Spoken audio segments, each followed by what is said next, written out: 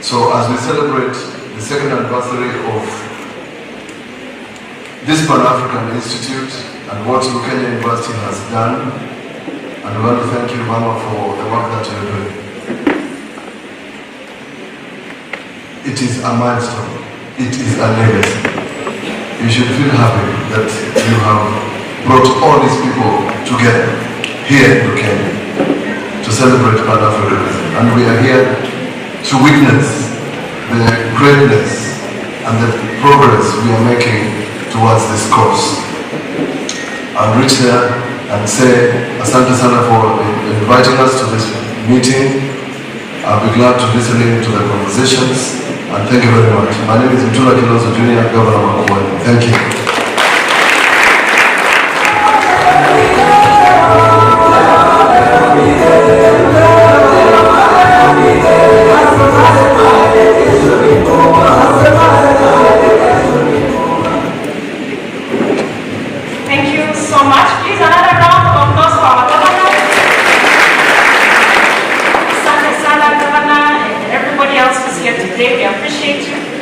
We are honored that you could come and celebrate with us and to welcome the former president of Botswana to Makwiny County. I want to recognize the Botswana High Commission. By the way, it's represented here since yesterday. This lovely lady, Madam Mtito, where are you? Madam, there she is. She got us a few words, Your Excellency, but I'm very poor with language. I'll try harder next time. Thank you very much. She's been very wonderful. We had us here since yesterday. So the program is moving forward. We recognize everyone who's here. And just to repeat, the Pan-African Institute that is resident here in Lukenya University aims to institutionalize and raise the consciousness of Pan-Africanism for our students and our young African population. All right, I'm required here to recognize a few people. There's Gilbert Musyoka. Gilbert Musyoka, where are you? Okay, thank you very much. We have Mr. Gideon Kimilu. Wonderful. Wow, welcome. Please welcome a very good friend of Kenya. We have Joel Mulelu, who is the principal for Lukenya College. Thank you very much, principal. Francis Mbaka, the National Government CDF Kibwezi constituency. Thank you very much. Priscilla Ngimi,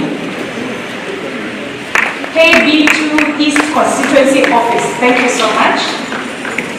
And I cannot read the other name, so I'll have to come back and recognize the other people. So without much further ado, please help me to welcome our chairman of the Pan-African Institute, Professor Diego Lumumba, who will come and meet us with us.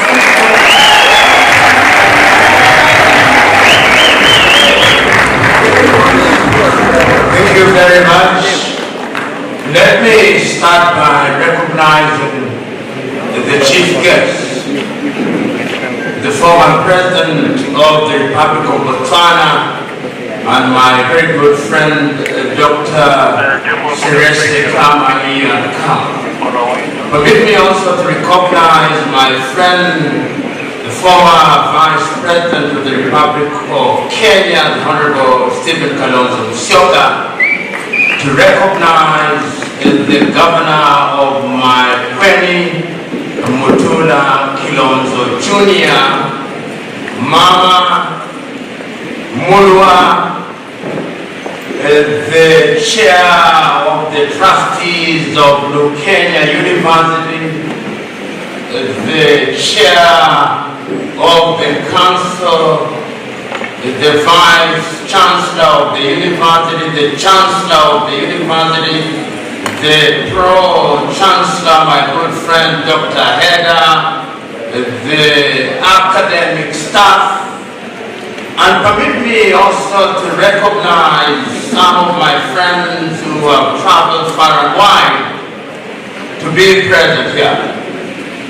Madam Senaid Dimitri, who is a big business person in Ethiopia, has traveled to be with us here. my good friend Kajuma from the United Republic of Tanzania, and of course Makel from the Republic of South Sudan. I believe Dr. Wanjiku Lungu is also here, one of the major proprietors, and Ray Nyamwea.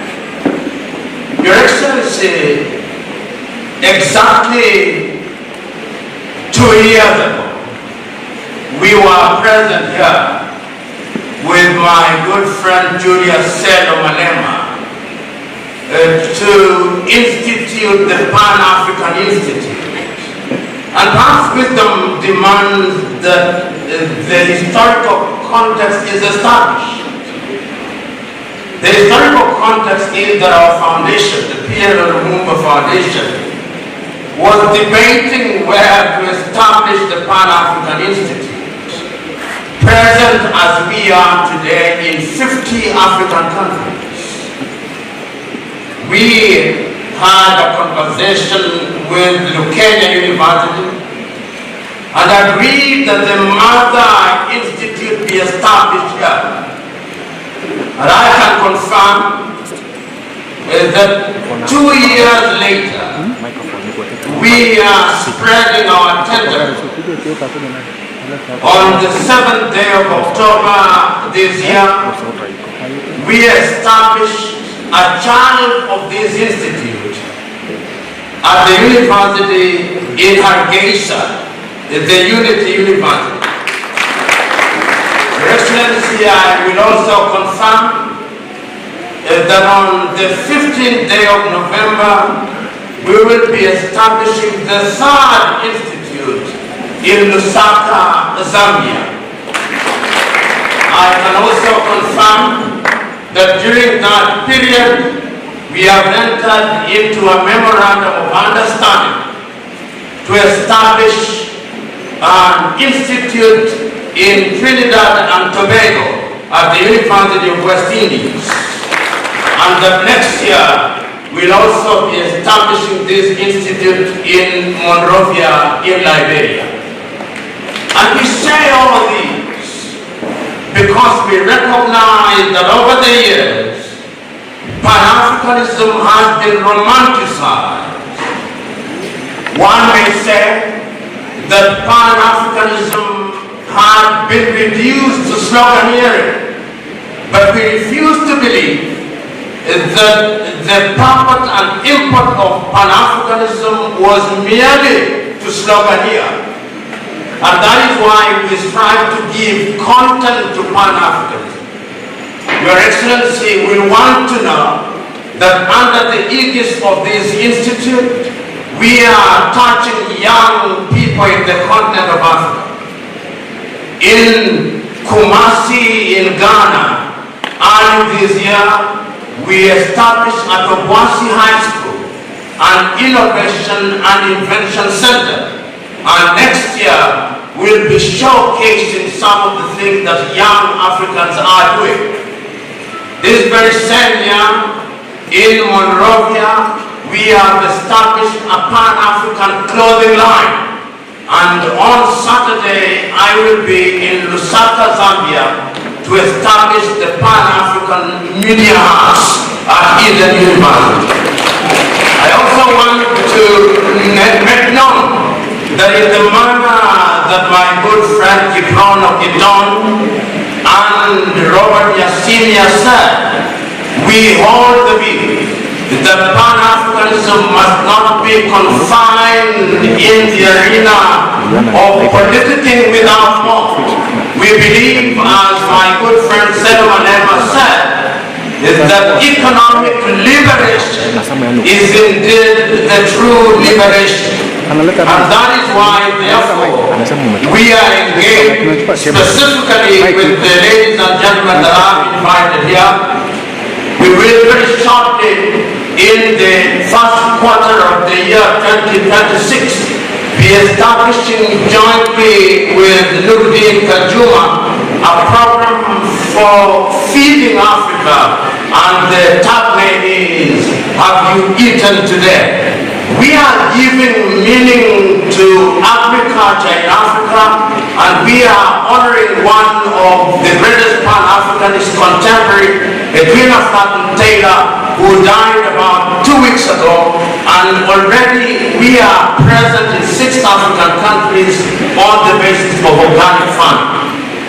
With my good friend Dimitri, who is a big business person in Addis Ababa, Ethiopia, we are going into the spaces of empowering young men and women. So we come here, Your Excellency, not only to commemorate and celebrate, but also to announce that we are giving meaning and content to what was said by the pioneers. Just this morning, as we were flying in here, I remember some of the most iconic speeches that were delivered in 1963 when the Organization of African Unity was founded. And I remember these words of Emperor Haile Selassie when he reminded his audience that Africa was not created later than other continents. He reminded his audience that Africa was created at the same time as other continents, but that we have been engaged in lamentation for too long, that we have handicapped ourselves for too long, and the time is now for us to begin to lift ourselves by our bootstraps. Your Excellency, we are here to do exactly that. And that is why it was not a difficult task to invite you, having had occasion to be with you in a number of Pan-African forums. It is also important to note that we had invited the former Vice President of Liberia, the Honorable Jewel Taylor, but she could not make it. She recorded our message, but technology has conspired against us, and therefore it will be communicated online. Your Excellency, on occasions such as these, wisdom not only requires but demands that we do not speak for too long. It requires that we only remind ourselves that we are on to a big thing.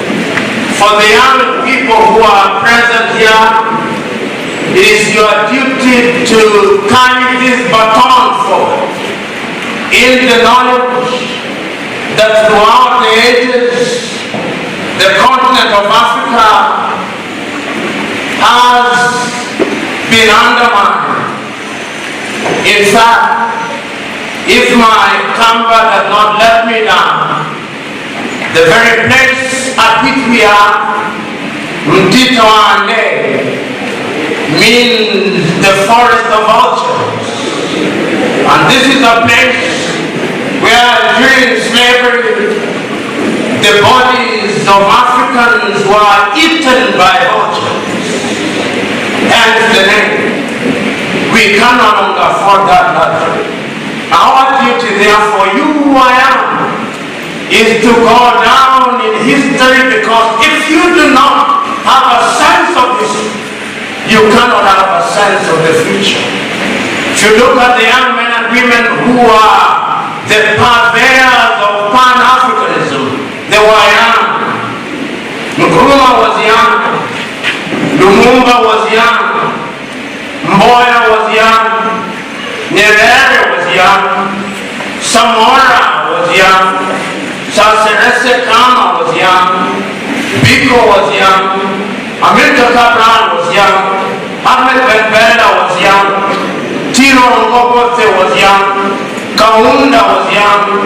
It is in your youth that you must carry this baton in the knowledge that Africa can only be catapulted into the orbit of sustainable development if our young men and women are in the forefront. And I pray and hope that beyond today's celebration, marked with pomp and circumstance, you will, each one of you, do that which is good and right.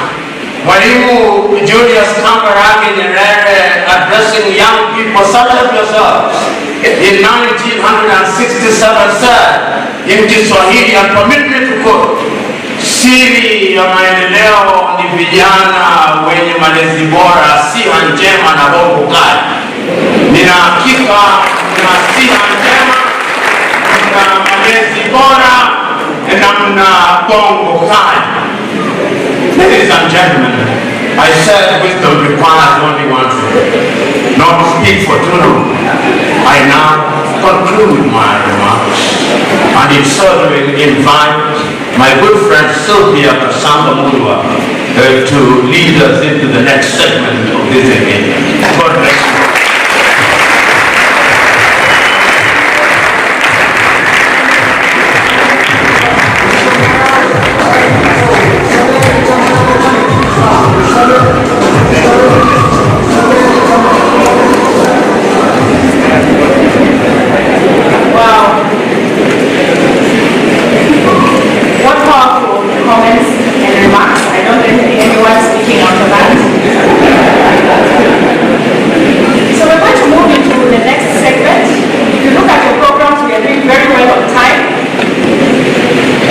You may see a little bit of activity happening on the faculty side. The faculty is seated on this side. Please just bear with them and let's be very discreet in the next session, which will become a very formal and solemn occasion. And for now, I want to invite back on stage. I'm giving my governor work. He has come here to do what? And I'm calling back our governor so that he can do something very important. And then we shall quickly weave into the next segment. Thank you. Mark with no pay. Professor has reminded me of a very famous saying, not saying, but words that we must record for the young people. At least it was to be alive at dawn, but to be young was very young. Those words, when Professor Namuma was mentioning so many people, that's what crossed my mind. The next speaker needs very little introduction. He doesn't like being praised. We praise him at the risk of getting some chastisement, but I will. In 2007, he was a presidential candidate. After the election, Kenya was at the brink of the precipice. We were tearing each other apart. We didn't know which way to go. He swallowed his pride and decided to join in government. It is as a result of him joining that a big coalition was formed and later led to the constitution we now enjoy. His name? Kalonzo Musyoka.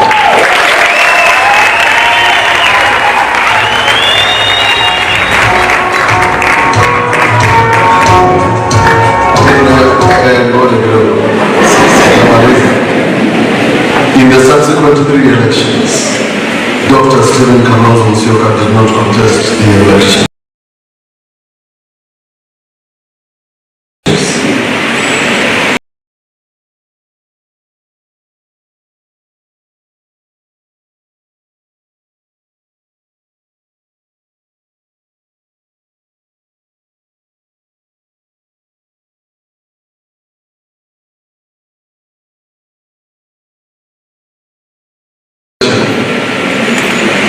Vote for this man. You better read his book so that you understand where it has come from. I'm proud to be a politician courtesy of him. Let me use the word cajoled me to become a politician when my father passed on. And there's never been a dull moment since I joined politics. I have no regrets. Please help me to welcome on stage Dr. Stephen Kalonzo Musyoka. Distinguished leadership in our continent. and more particularly the chief guest today. I bring you greetings from one who was the fourth president like you, the Honorable Uhuru Kenyatta. I was speaking to him as I was driving in to Lukenya, and he was so excited. He leaves the country tomorrow, and he asked me to convey his message of welcome to you. And there's so much again, as Mheshimiwa Jessica Balu, Member of Parliament for this area, you did make some very interesting comparison between our chief guest and yours truly. That you are born the same year, believe it or not. But Mr. President was born in February and I was born in December. They went on to found Botswana Patriotic Front. And we are members of Wiper Patriotic Front. And then you have come visiting. I hope I'll go visiting. In fact, my plan says by Wednesday I'll land in Gaborone. So I hope you'll be home by then and to be able to visit. So let me make this submission in writing, because if I don't, my brother PLO Lumumba will have carried the day. And as Sylvia said, it's so difficult to speak after PLO. But PLO must tell you, I'm very personally proud of you because of what you have done to this university.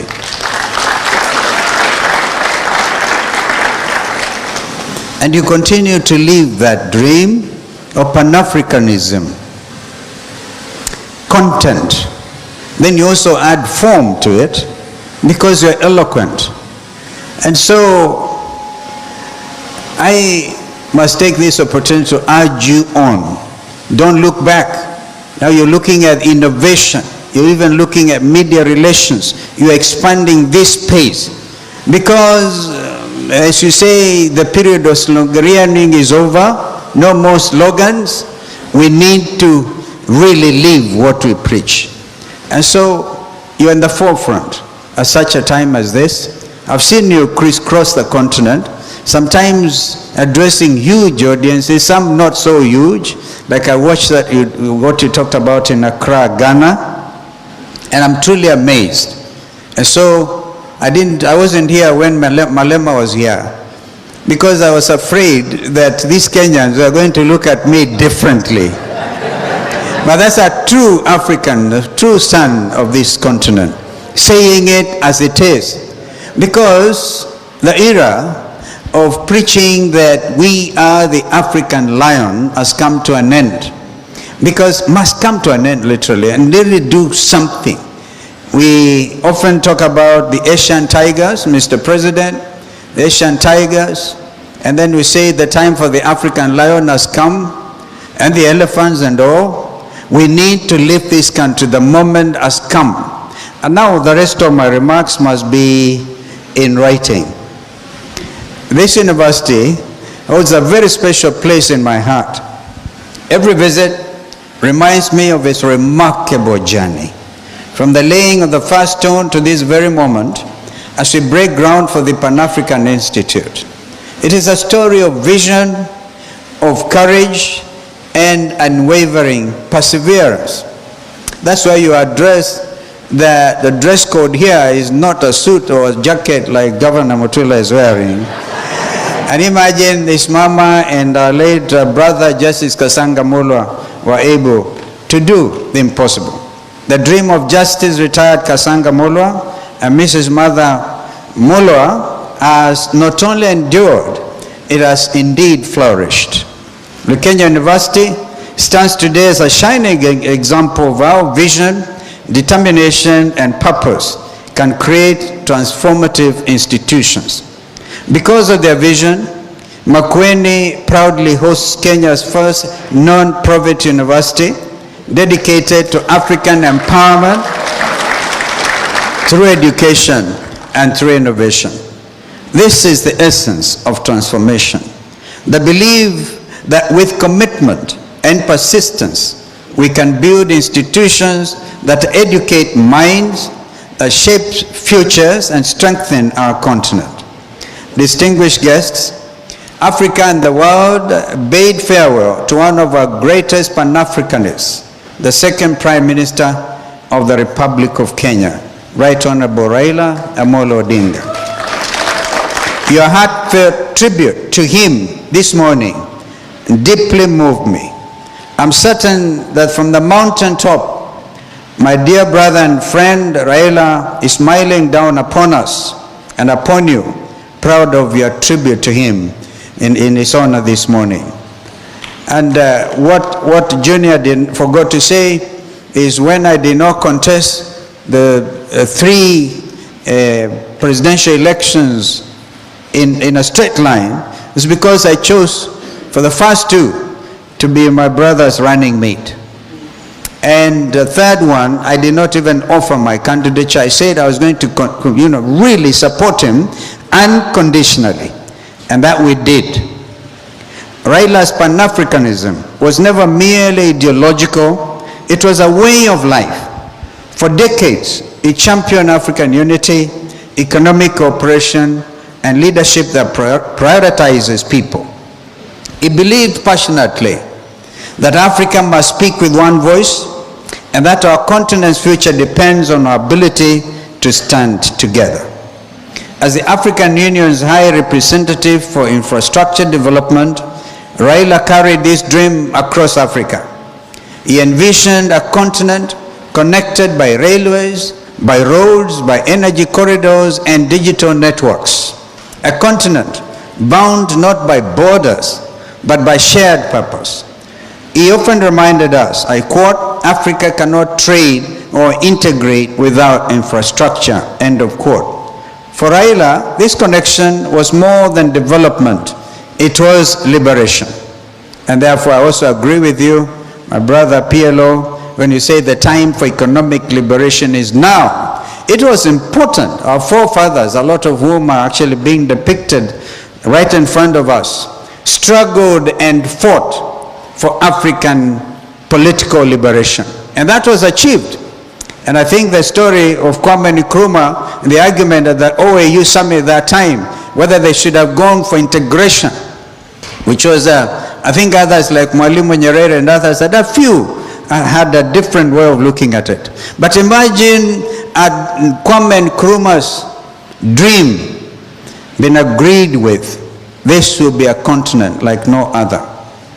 So now, for my brother Raila, even in death, his spirit continues to inspire.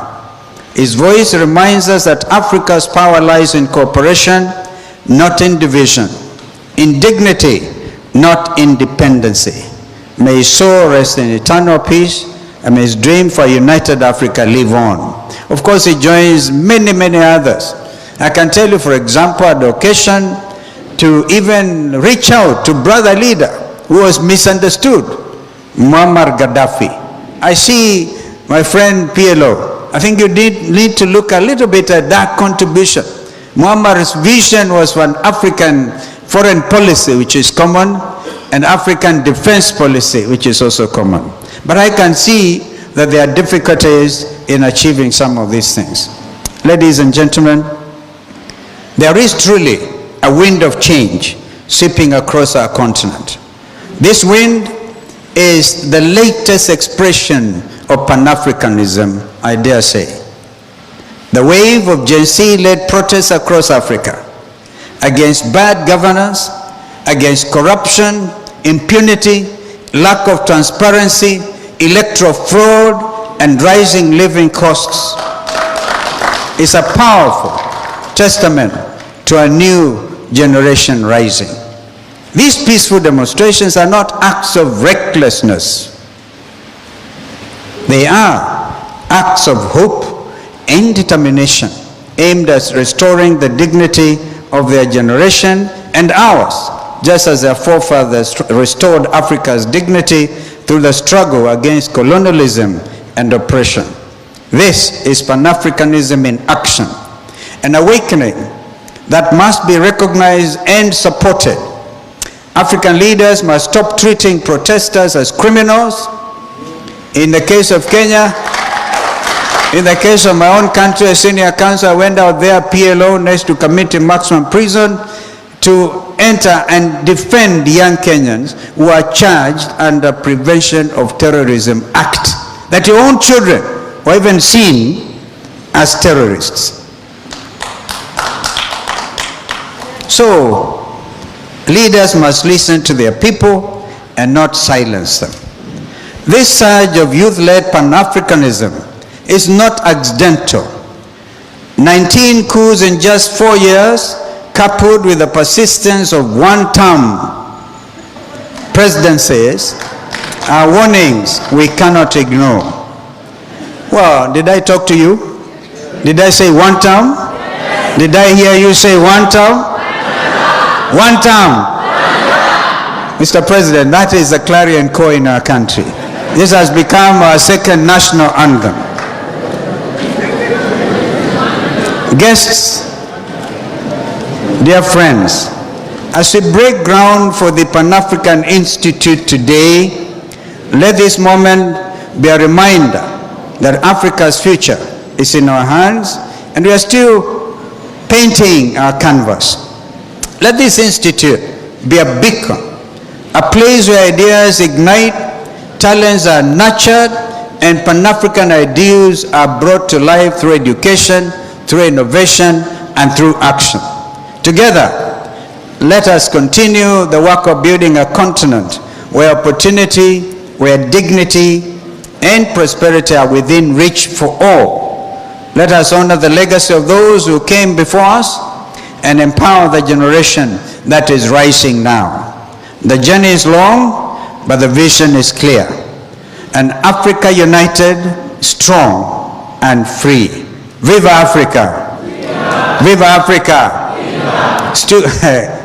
Comrades power! Comrades power! Comrades transaction. You know what that means. God bless you. God bless the Republic of Kenya. God bless the Republic of Botswana. Long live Africa.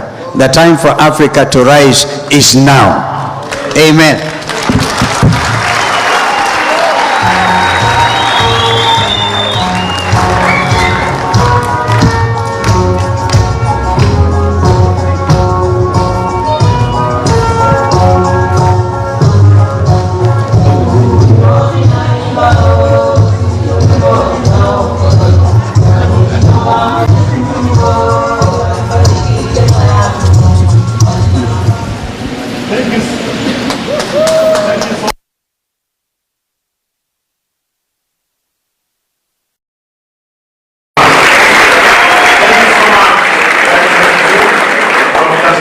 Kalonzo Musyoka. As a child historian, I'm tempted to say Dr. Stephen Kalonzo Musyoka is a man whose time has come. Let us clap for him. I think those words from Martin Luther Jr. And the story of the time. Now, ladies and gentlemen, we are beginning a very important occasion now. We are going to have play of African music as we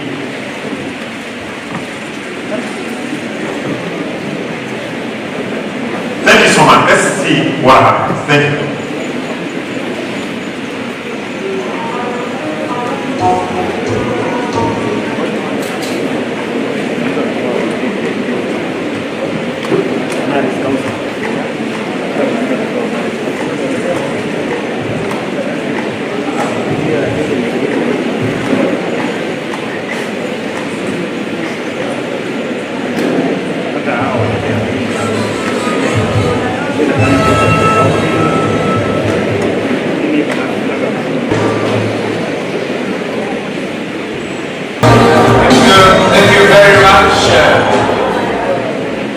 The younger generation may not know the song that played before, Afrique le Bourgeois by Franklin Bukaka.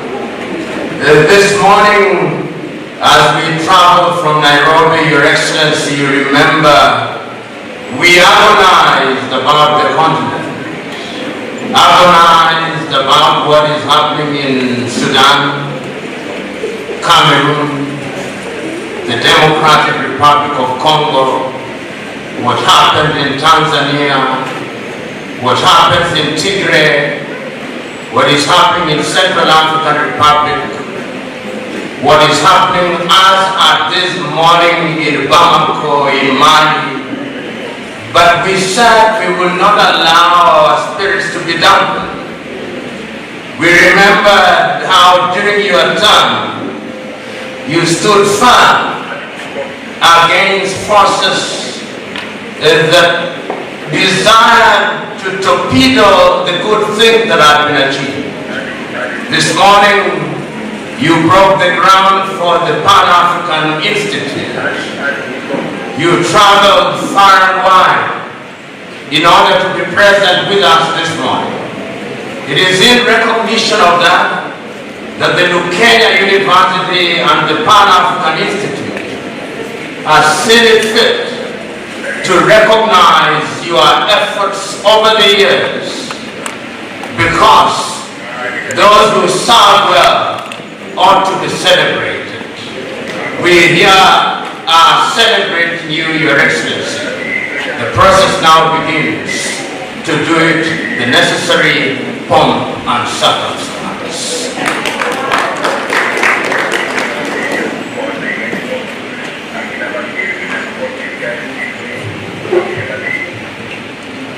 Madam Chancellor, Section 10 of Lukenya University Charter, read together with Statute 33 and Statute 34, gives the university powers to confer honoris causa degrees.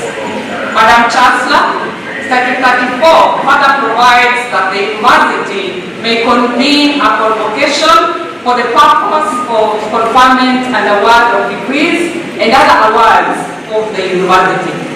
By the powers conferred upon me by the Universities Act, the Lukenya University Charter and statutes, I declare that this first convocation of Lukenya University legally constituted.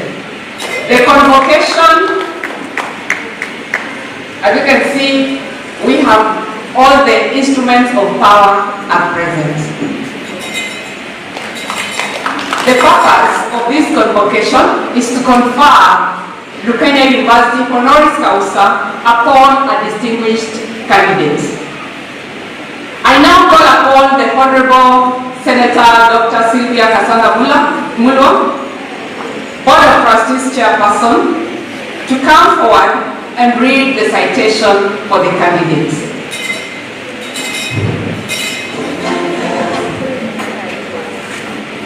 Madam Chancellor, in line with Section 9 of the Lukenya University Charter and Statute 33, the Senate and the Council recommended during its 30th meeting held on July 11, 2025, approve the conferment of honoris causa to His Excellency Lieutenant General Dr. Seretse Kama Ian Kama. Further, the university published the citation of the candidate, His Excellency, in 2 leading newspapers in compliance to Commission for University Education Standards and Guidelines 2014 Standard Program Number 2. Madam Chancellor, the candidate has met all legal, regulatory and statutory requirements for the conferment of honoris causa of Lukenya University. Madam Chancellor, I shall now read the citation.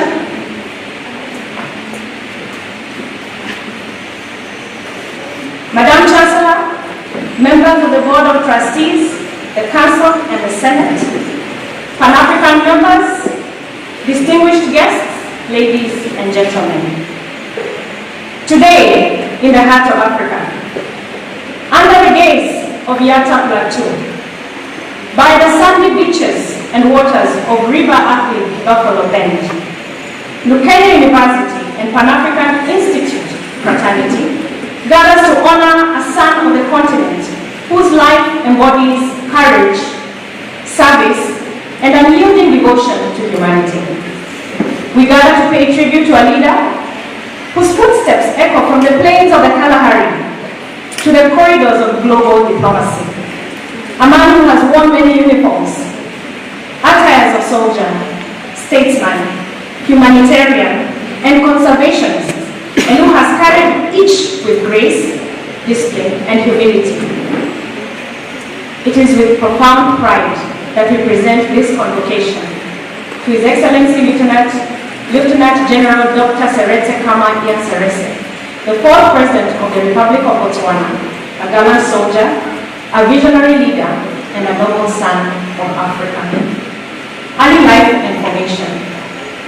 His Excellency was born on the 27th of February 1953 in Surrey, England, at a time when his parents, Sir Seretse Khama, Botswana's founding president, and Lady Ruth Khama, were exiled from their homeland for daring to defy the racial prejudice of their age. Their love story became a global symbol of moral courage and the triumph of human dignity. It is from this lineage of defiance against injustice and steadfast faith in inequality that Ian Khama's moral compass was forged. His Excellency Khama began his education in Serowe, continued in Bulawayo, Babane, Geneva, Chichester, absorbing the world's diversity, while remaining deeply rooted in the culture of Bangwato people, of whom he is Kosi Ekolo, the chief paramount. At Waterford Ambala United College in Eswatini, an institution built on the ideals of racial integration and international understanding, His Excellency Khama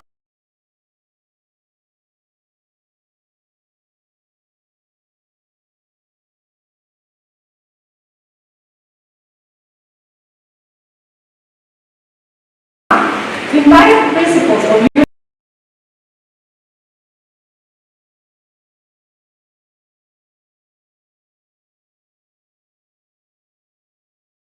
unity and service that would define his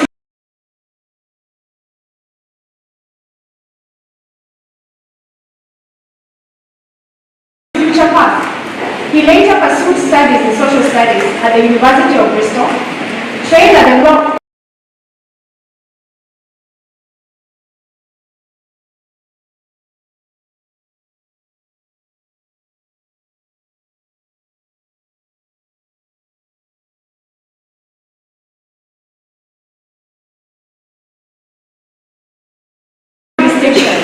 and by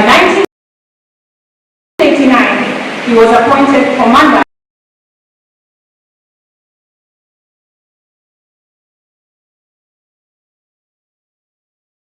in India, a position he held until 1998. Under his leadership, the BDF evolved into one of Africa's most professional and humanitarian-oriented armed forces. He emphasized civic military cooperation, national disaster relief, and community development, giving the meaning to the role of the army in peace building. His integrity and service earned him several military honors, among them Founder Officer Medal, the Duty Code Order, and the Distinguished Service Medal, each recognizing a lifetime of courage, discipline, and honor, political leadership, and presidency. In 1998, after 25 years of military service, Lieutenant General Khama retired from the army to enter public life. He was elected Member of Parliament for Serowe North and appointed Vice President under President Festus Mogae, with responsibility for governance, reforms, and service ethics, public service ethics. Under President Mogae's retirement, he was sworn in on 1st April 2008 as the fourth President of the Republic of Botswana, and later re-elected to a full term in 2009. His presidency was anchored on the 4 Ds: democracy, development, discipline, and dignity, later expanded into a 5th: delivery.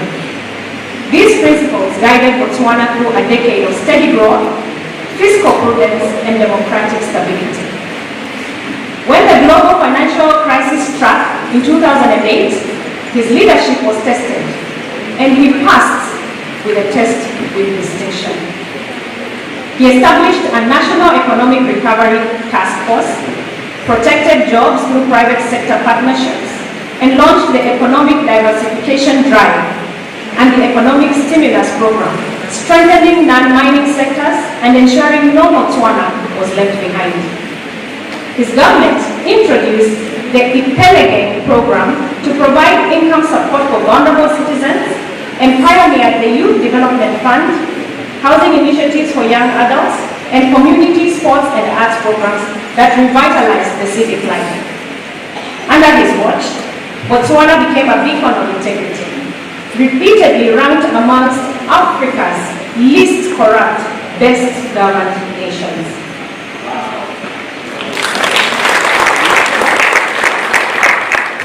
Champion of democracy and good governance.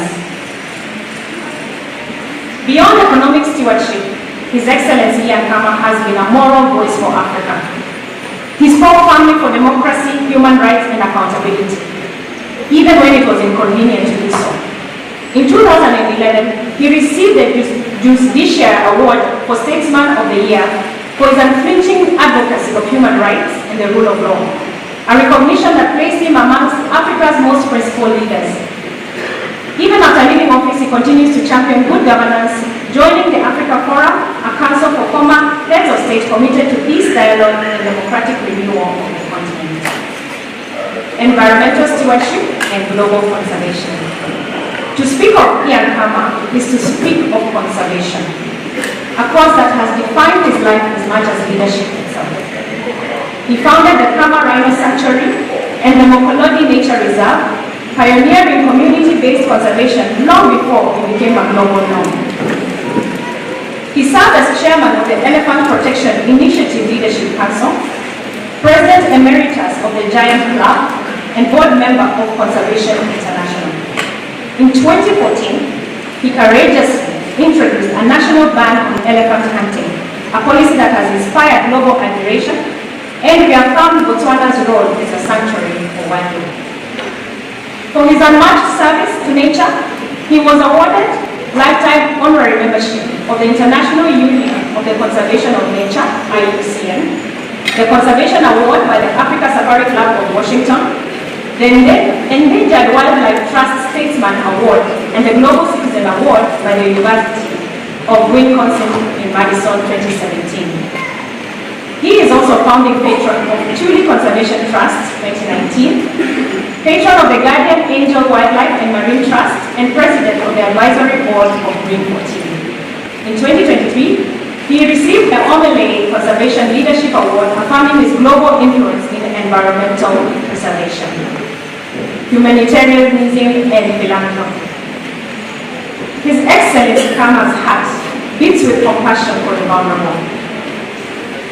Through the Lady Kama Charitable Trusts, the Sponsor a Child Trust, and the SKI Kama Foundation, he has empowered women, educated children, and supported the destitute. He is known to personally visit hospitals, serve meals at soup kitchens, and offer direct assistance to those in need, embodying the spirit of Botho, humanity and action. The spirit of Botho is a philosophy centered on humaneness, compassion, and interconnectedness, summarized by the Setswana phrase, Motho ke Motho Kabado Babangwe, which means a person is a person through other people. His philosophy has earned continental acclaim, including the African Philanthropist Award in 2023 at the African Heritage Awards, recognizing his dedication to community upliftment and social transformation. Beyond politics and philanthropy, His Excellency Kama has been a steadfast champion of culture, creativity, and African identity. He has supported Leadership Award from Afrima in 2015. In 2013, he was honored as a global visionary at the Condé Nast Visionaries Dinner in New York, and in 2023 received the Legacy Award from the South African Traditional Music Awards, SATMA, for promoting African heritage.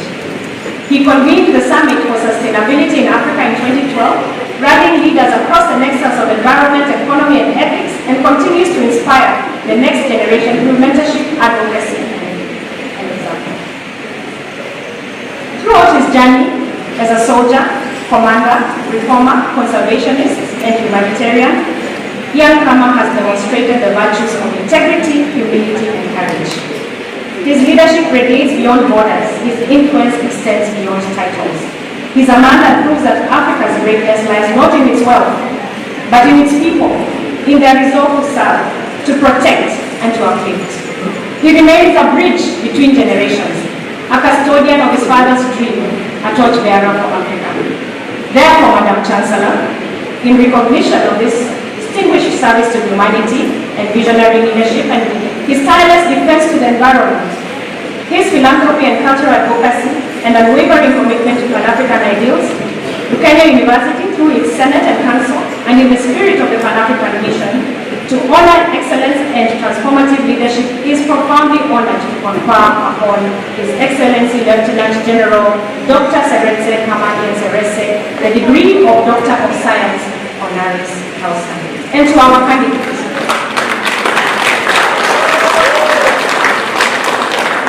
To our candidates, may this honor serve as a symbol of Africa's gratitude. To a soldier who has become a statesman, a leader who became a humanitarian, and a son of Africa whose life continues to illuminate the path of integrity, courage, and hope for all mankind. Thank you.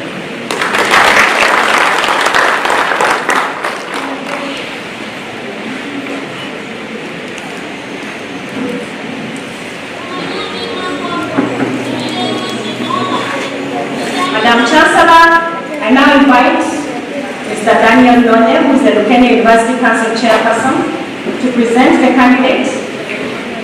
His Excellency, Dr. Seretse Kamani Seretse, for crowning and confirming.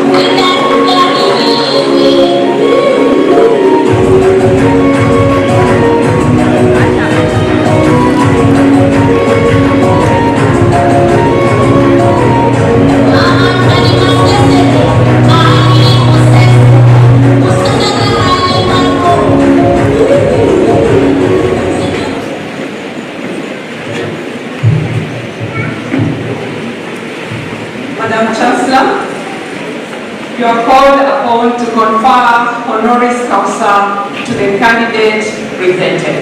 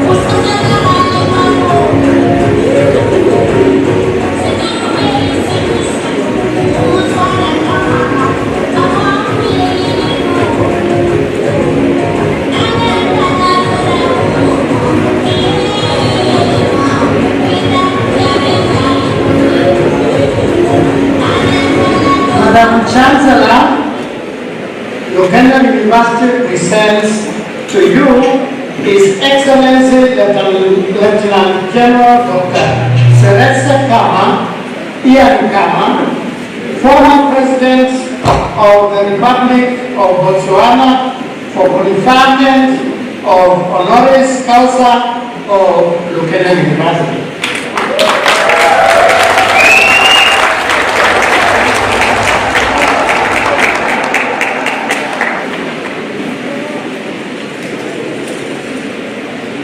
Universities award honorary degrees to individuals who serve as models, all those folks out here, students in this university and others. So I am honored to confer upon you the degree of honoris causa, Doctor of Science, in recognition of your distinguished service to exemplary leadership, humanitarian exerts an unwavering commitment to good governance, democracy, and environmental conservation in Africa and beyond.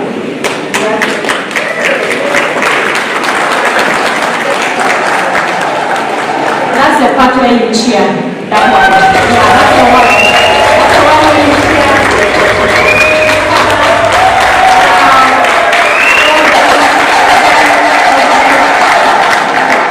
If you allow me, Madam Chancellor, allow me to just invite His Excellency Kalonzo Musyoka to come on stage.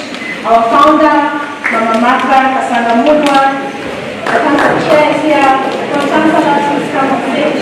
Pro-Chancellor, please come on stage. Governor, please come on stage. Let's take this wonderful picture. What a momentous day. Give us some music, yeah? Thank you. Another picture. Well done. Well done.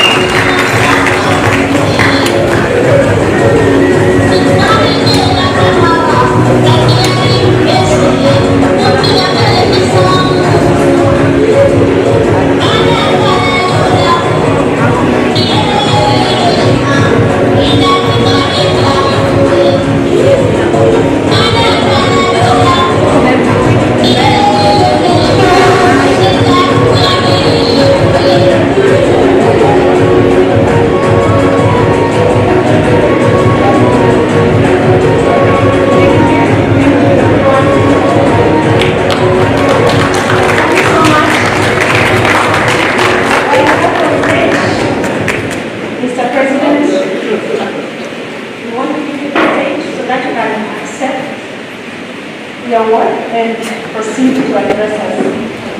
Is it okay we move this stage to the middle? Please, can you move the stage to the middle?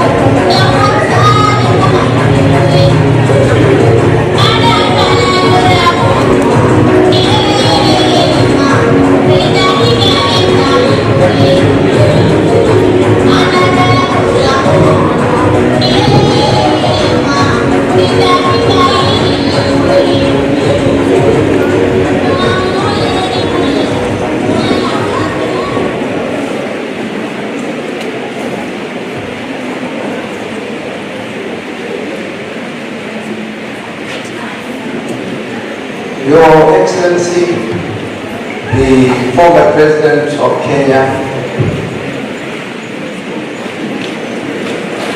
Your Excellency, the Governor, Madam Member of Parliament, the Chairperson of the Board of Trustees and the Board, Chairperson of the African Institute, Professor Hiro Lumumba, the founder of the Kenya University, Mrs. Mura, Madam Chancellor, Professor Mukena, the University Council Chairperson, the PRO Chancellor, the Vice Chancellor, academic staff, the student presidents and students, ladies and gentlemen. Your Excellency, Mr. Vice President, thank you so much for bringing greetings from President Kenyatta. And I would request that you likewise pass on my greetings to him. We were at an event once as former presidents, and I was telling the audience that, like was said, that he and I had one or two things in common. One was that our fathers were founding presidents of our two countries, that he and I, their sons, became presidents, and coincidentally, 4 presidents. And then I said to the audience, but that's where the commonality ended. I said because I was a better president than Kenyatta was. I would like to thank you very much for the extremely warm welcome, and I mean that in every sense of the word, that I received upon my arrival this morning. And to have been given the honor to do the groundbreaking, the tree planting, and the unveiling of the plaque. Before I came here, yesterday or the day before, I was told that I should wear very light clothing. I shouldn't wear a suit and tie because it can get very humid. So that's why I'm wearing what I am today. And then when I come up on the stage, after them telling me that I should wear very light clothing, they then put this heavy gown and this headdress on my head. So in anticipation that Professor Lumumba was going to ambush me in that manner, I brought my own personal fan to keep me cool. I would also like to apologize when I was invited to come up and dance by the young lady. It is very rare for any man to turn down an invitation from a young lady to dance. But as I explained to Professor Lumumba that I do about 2.5 hours training every day. That's the legacy of my time in the military. And along with that, you have to put up with the occasional sports injury. So I have a slight knee injury, so I didn't want to embarrass myself coming up here. I'm thinking, you may think that I don't know how to do the moves. I'm sure the occasion will come and I'll show you that I'm a better dancer than anyone sitting in the front seat here. It is with deep humility and heartfelt gratitude that I stand before you today, and I wish to express my sincere appreciation to the Lukenya University Trust for the great honor that you have bestowed upon me. I'm particularly moved that this ceremony takes place on your Pan-African Day of the University, and under the theme Governance and Pan-Africanism. It is a fitting reminder of the values that have guided Africa's journey of unity, integrity, service, and self-determination. I'm very happy that Professor Piero Lumumba is here with us today. His name is synonymous with good governance and Pan-Africanism. I wish there were several Professor Lumumbas in every country on our continent, because he stands as one of Africa's most eloquent and fearless voices for Pan-Africanism, democracy, and good governance. Through his unwavering commitment to the unity, dignity, and self-determination of the African continent, he has inspired generations to believe in an Africa that is led by integrity, guided by justice, and powered by its own people. His bold advocacy and for accountable leadership and his tireless fight against corruption have earned him the respect and admiration of millions across borders.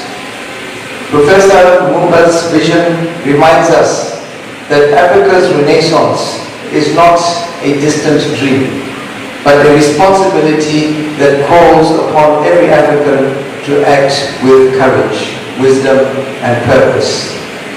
You, Professor, are one of Africa's jewels. Thank you very much for the work that you do. Coming to the spirit of Pan-Africanism, it was born from struggle, from the determination of our forebears who who used to be defined, who refused to be defined by colonialism, division, or despair. It is a philosophy rooted in the belief that Africa must speak with one voice, act with one purpose, and stand on its own feet. From the vision of Nkrumah, to the wisdom of Julius Nyerere, to the courage of Nelson Mandela, and the foresight of my own father, Seretse Khama, we have inherited a rich legacy of unity and service. But this legacy is not a monument to admire. It is a mission to continue. Speaking of governance, the backbone of progress, governance is the foundation upon which Pan-Africanism must stand. Without good governance, unity becomes fragile and development unsustainable. True governance is not about authority. It is about accountability. It is not about control. It is about caring. It is the art of managing the affairs of a nation with transparency, fairness, and compassion. Africa does not lack ideas, nor do we lack resources. What we sometimes lack is integrity and courage in leadership. The Africa we dream of, peaceful, prosperous, and respected, will only emerge when our governance is guided by our values and not by our interests. Turning to recent examples, it is totally unacceptable. It is totally unacceptable when an African leader, in order to stay in power, will resort to killing his or her own people. In order to stay in power, will rig an election, as if they are God's gift to their country. When you have a country with millions of people, for any leader to think they are the only ones who can be presidents is pathetic. And therefore, and my apology to those who may come from Tanzania, but I'm mentioning this because they are your neighbor, that the recent election and what transpired, the killings around that election, I for one do not recognize the person who was inaugurated as the president.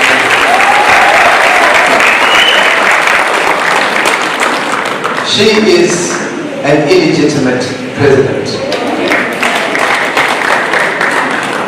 But the sad story does not stop there. The sad story does not stop there. Recently, we saw another inauguration of a 90-something-year-old president in Cameroon. 90-something years old, who can hardly walk, but still wants to be president. We have seen in countries like Ivory Coast, and they're not the only ones, where when an opposition leader shows that they are going to be able to put up a credible challenge against an incumbent, suddenly they are charged with some crime or the other. Their parties are banned for one reason or the other, just so that an incumbent can remain in power. That is not the Africa that we want.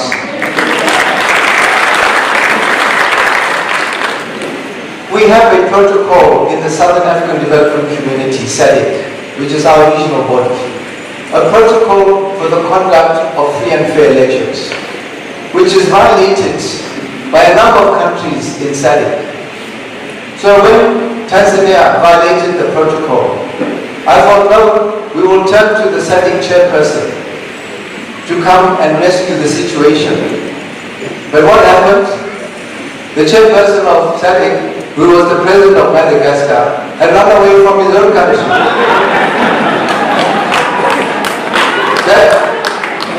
And he ran away with the chairmanship.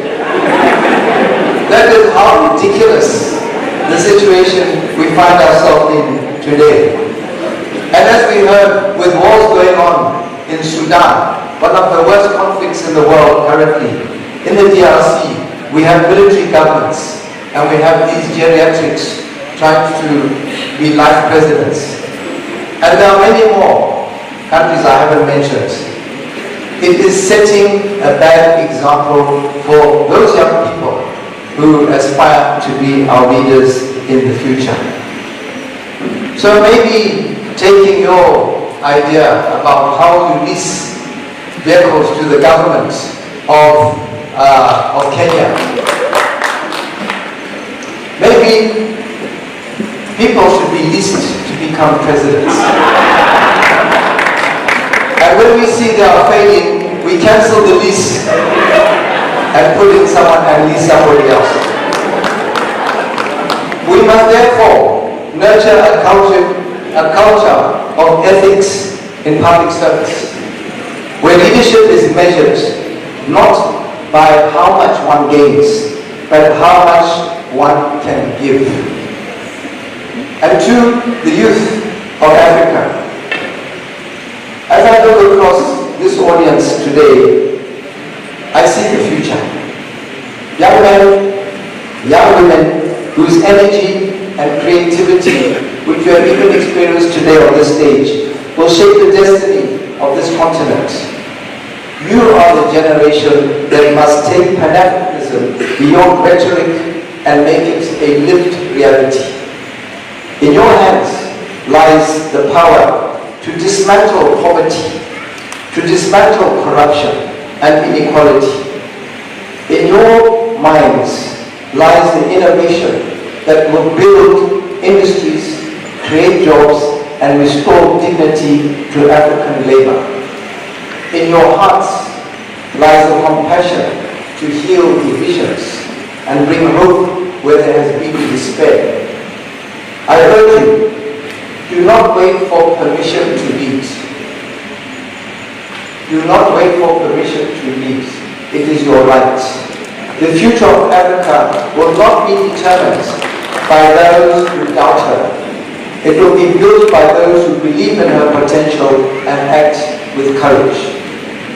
With unity in diversity, our strength lies in that diversity. Africa is home to over 1.4 billion people speaking more than 2,000 languages.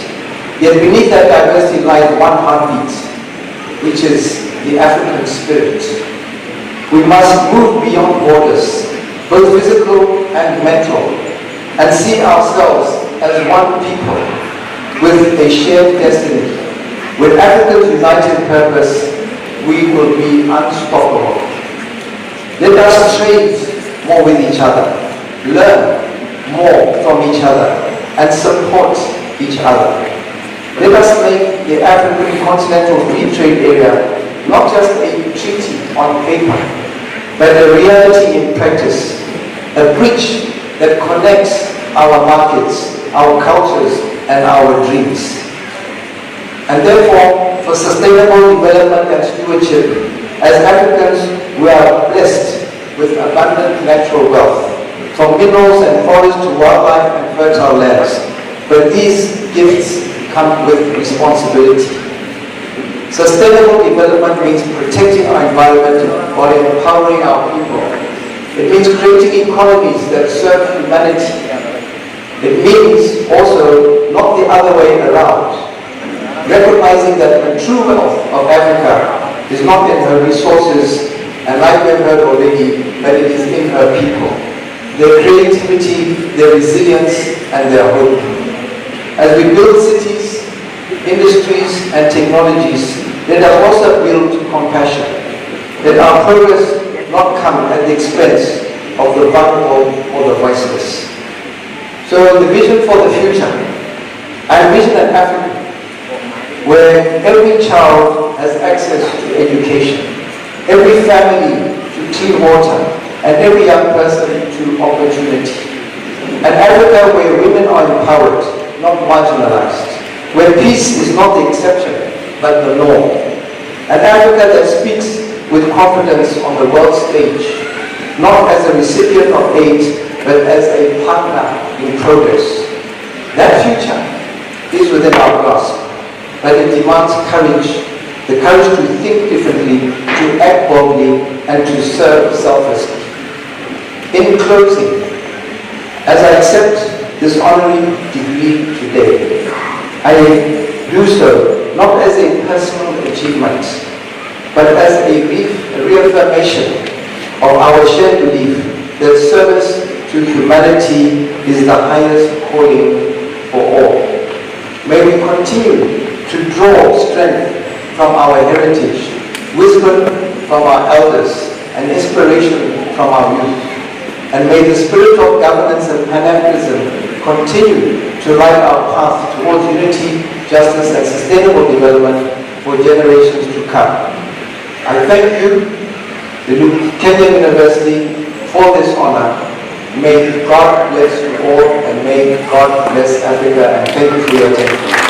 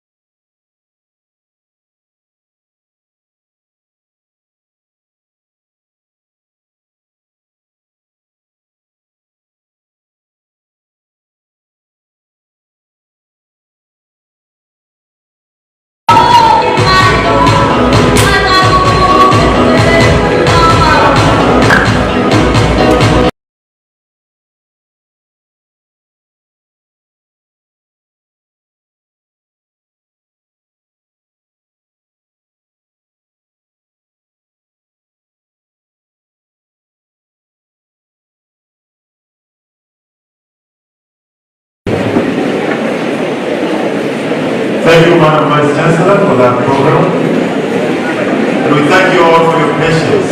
We are now almost at the end of the program.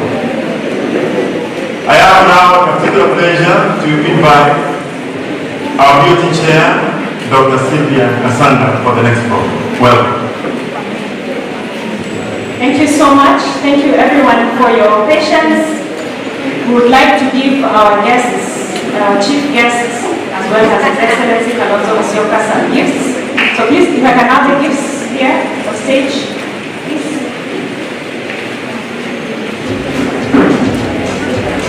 Thank you for your patience. We've done good time in terms of program management. Let's have the gift bags. Both of parents be nearby. Prayer be nearby.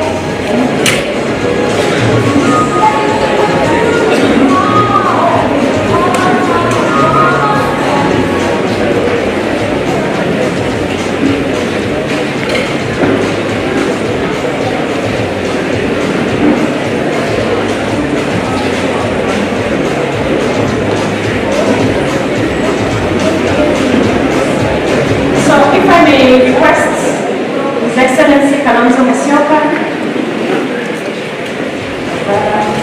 His Excellency Kalonzo Musyoka to come up on stage. You know we give to our chief guest, Professor Piano, to please come to the stage. Your Excellency, Dr. Seretsa, please come to the stage. Mama, come to the stage. Chancellor, the protocol, you have to come to the stage so that we can award. Please come to stage. Let us award our chief guest. If I could have this podium moved. Please move this podium.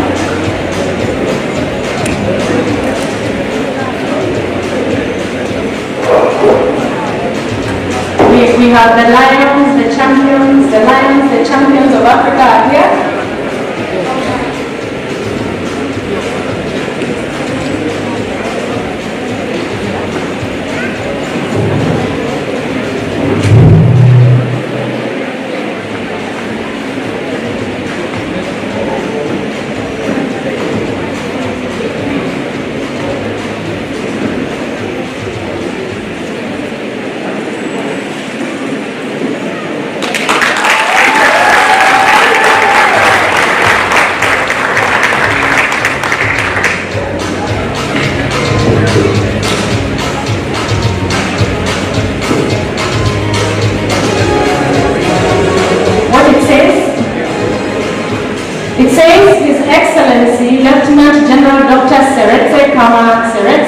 Chief guest, second Pan-African Day, Lukenya University and Pan-African Institute on the 9th of November 2025 with heartfelt gratitude for your inspiring leadership and lifelong service to Africa.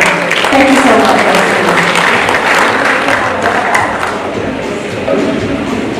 We also have something here for His Excellency Kalonzo Musyoka. Yes, it's not a down, it's just something beautiful for you, for making it here. We are very grateful. Yes, thank you so much. Thank you. You can go ahead and give the President. There are a few other goodies for you, Mr. President. Yes, very well.